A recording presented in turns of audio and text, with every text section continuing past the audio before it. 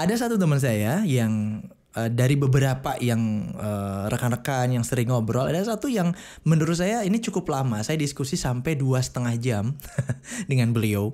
Dan kesimpulan atau permasalahannya adalah statementnya begini. Setiap syirkah, setiap join bisnis, setiap akadnya bagi hasil, ya kalau melakukan sebuah bisnis tertentu, itu pasti ujung-ujungnya buruk, Kang. Pasti ujung-ujungnya itu kejelekan, keburukan, ada buntutnya lah gitu loh ya. Dan itu buntutnya ada permasalahan gitu. Padahal yang namanya bisnis real dan joint bisnis bagi hasil dan syirkah itu sebenarnya justru itu yang terkategori, itu yang mendekati gitu loh ya, yang syariatnya itu ada dalam Islam gitu. Dibanding dengan saham-sahaman gitu ya, trading-tradingan, forek-forekan gitu loh ya, yang itu cukup PR-nya banyak banget dah kalau kayak itu mah. Ini yang memang sudah ada dalam syariat, tapi kenapa ya? Faktanya, kata teman saya dan banyak juga beberapa teman yang menceritakan itu, wah, ujung-ujungnya terjadi permasalahan ketika kita join bisnis. Jadi udahlah, kalau mau punya perusahaan saya mau ngegaji aja, kalau mau punya proyekan saya mau ngegaji aja, nggak mau sirkah-sirkahan dan sebagainya. Ini menjadi sebuah hal yang sangat patut untuk kita bahas. Karena kenapa? Yang syar'i tapi gagal, yang katanya berujung dengan permasalahan, yang tidak syar'i ya, yang PR-nya banyak lah ya gitu ya. Ini kok dibiarkan merajalela, nggak dikomen. Ini masalah. Nah, saya ingin kanalisasi dulu bahwa kalau kita sebagai seorang muslim, kaitan dengan, ataupun Anda ini ya, bahkan para remaja, para anak muda sekarang disasar juga untuk invest bahasanya gitu loh ya. Untuk ikut mengembangkan dananya, belajar, bahkan dari smartphone udah langsung bisa beli saham bla bla bla dan sebagainya gitu loh ya. Dan itu dibiarkan, kita nggak seperti tidak ada masalah di situ. Padahal mental anak muda, mental remaja udah disikat di situ ya. Mental gambling, mental goror itu ya, itu udah dihancurkan di kasus yang pertama sebenarnya ya. Itu sedang diserang banget. Tapi anggaplah itu kita sudah clear, mudah-mudahan kita sudah tidak lagi istilahnya berdimensi yang itu ya. Biar kita coba fixkan bahwa itu kita nggak nyentuh deh. Justru peluang itu ada di yang kedua tadi. Peluang mengembangkan harta atau bahasanya investasi sebenarnya ada di kasus yang kedua atau fakta yang kedua, kaitan dengan joint business atau kemudian syirkah atau bahasanya bagi hasil. Ini adalah salah satu mekanisme ternyata dalam Islam adalah bab besar tersendiri gitu, bab besar sendiri yang ternyata berdampak kepada kemaslahatan umum, kemaslahatan umat yang luas banget kalau dijalankan secara benar. Nah, pertanyaannya adalah kenapa bab syirkah yang kemudian dilakukan, yang kemudian banyak dipraktekkan oleh kita pelaku-pelaku bisnis, Anda pelaku-pelaku bisnis ya, kemudian kok dianggap wah 100% itu akan berujung masalah, Kang, nggak ada kebaikannya dan sebagainya. Ternyata teman-teman, kalau kita boleh bongkar, kita harus merujuk kepada apa? Bukan kepada teknis ketika syirkahnya, bukan ketika teknis usahanya. Insya Allah teman-teman mungkin di sini banyak para pebisnis yang sudah handal dalam proses bisnisnya, handal dalam manajemennya ya, kemudian handal dalam kemarketingannya ya. Kita tahu 3 hal yang utama dalam bisnis ya. Tadi marketing, kemudian juga bisnis proses, dan kemudian manajemen. Ini mungkin semuanya udah jos gitu ya, udah oke. Kemudian juga sirkahnya atau joint bisnisnya, akad-akadnya udah oke gitu ya. Insya Allah lah ya, banyak ustadz yang bisa ditanyai untuk memperbaharui, membenarkan akad. Tapi teman-teman, ini hal yang ingin saya tekankan. Justru di bab syirkah atau joint bisnis katakanlah, atau bagi hasil itu, yang harus diperhatikan adalah prasyarat. Prasyarat apa? Prasyarat kita melakukan syirkah.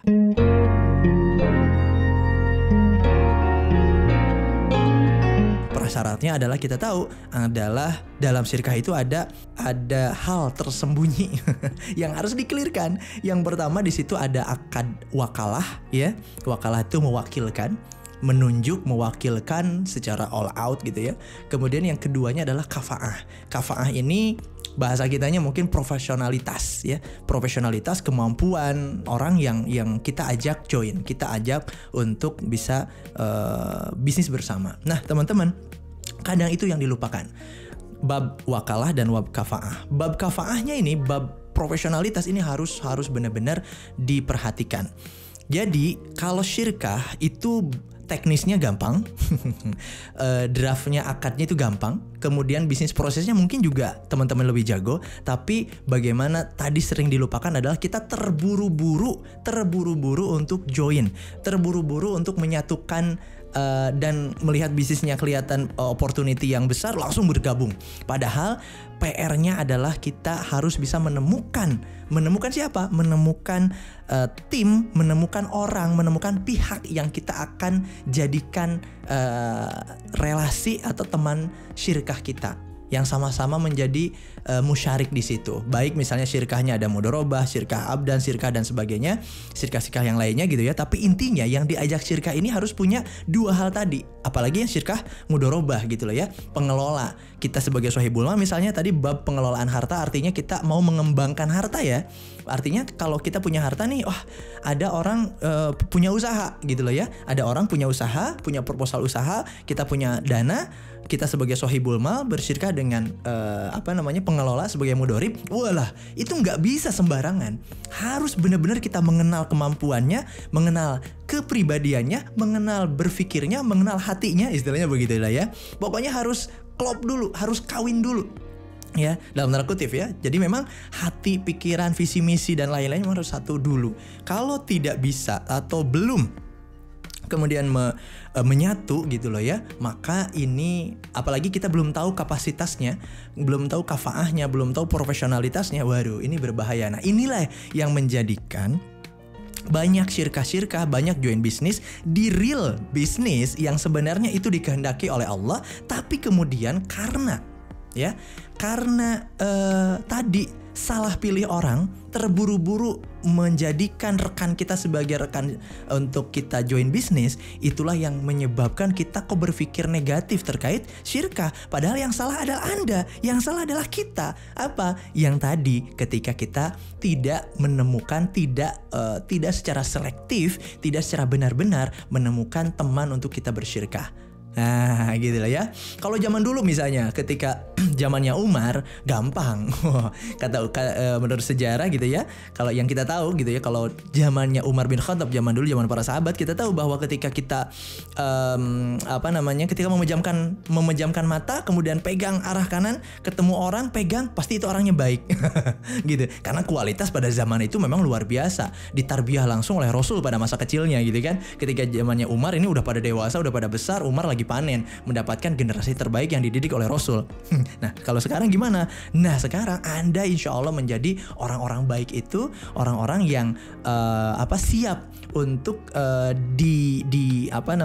dipersatukan dalam syirkah untuk kemudian bisa mengelola harta. Tapi tadi bahwa Anda, katakanlah nih Anda yang punya dana, Anda sebagai sohibul mal mencari partner bisnis yang oke, yang punya bisnis yang sudah jalan, yang kita perlu scale up, kemudian kita bersyirkah, Anda tetap harus mengontrol, mengecek, memfilter, menyaring, menyatukan visi misi ya, mengetahui kemampuan dan sebagainya. Kalau tidak seperti itu berbahaya.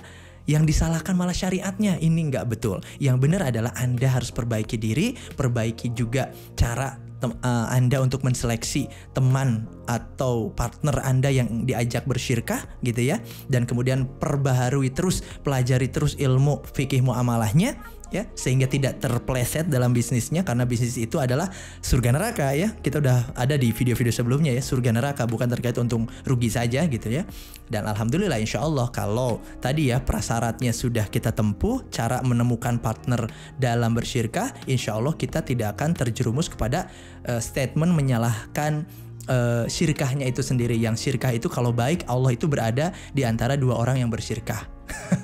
Dan ketika saling khianat di antara kedua orang itu, maka Allah pergi dari situ. Artinya ini adalah ikatan yang sangat Allah sukai, ikatan yang akan berdampak positif kepada apa? Kepada kemaslahatan umat. Kalau dijalankan secara benar, kalau kemudian cara memilih partnernya juga dengan benar, insya Allah Mudah-mudahan Anda segera mendapatkan partner untuk Anda bersyirkah tanpa harus kemudian mengalihkan ya pengelolaan dana Anda kepada jalan-jalan yang tidak diridhoi oleh Allah Subhanahu wa taala. Saya Rudi Miftah, terima kasih. Wassalamualaikum warahmatullahi wabarakatuh.